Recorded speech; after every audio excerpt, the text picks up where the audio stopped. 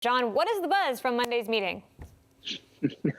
Michelle, I think the buzz is that the meeting lasted more than 15 minutes, unlike the last time, which is it's a start anyway, right?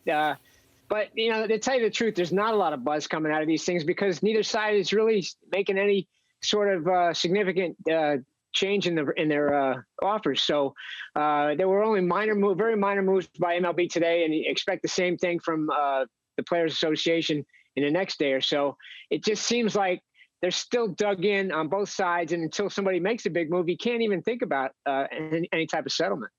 Yeah, the league and the Players Association are scheduled to meet again on Tuesday. Do you think that this is a sign of progress? Yeah, at least because they are continuing to meet. It's the first time they've done it in consecutive days. But, you know, talking to people around the game, it just feels like it's almost like it's a stall tactic or charades, however you want to put it.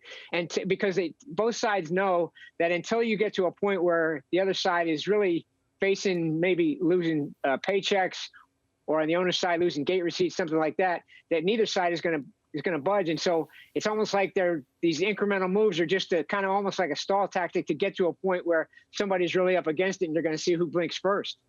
Would you say that the February 28th deadline is still what we're looking at to have a collective bargaining deal in place? As far as getting the regular season started on time, yeah, for sure. And that's the key. But it just seems like they're not going to get there the way things are going.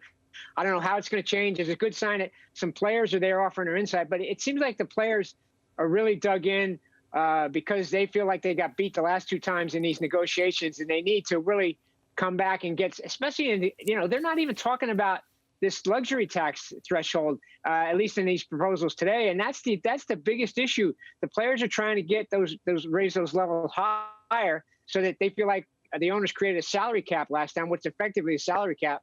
And what the owners have done, meanwhile, they've raised them just a little bit, but they've also imposed stricter penalties as far as what you'd have to pay, and also in terms of draft picks. So that works against the big market teams like the Yankees and the Mets. So it's almost like there's kind of a divide amongst the owners themselves. So there's really a lot to figure out before anybody gets really close to a settlement. And, you know, right now, I think the 28th, that deadline is out there, but I don't think it's significant at this point.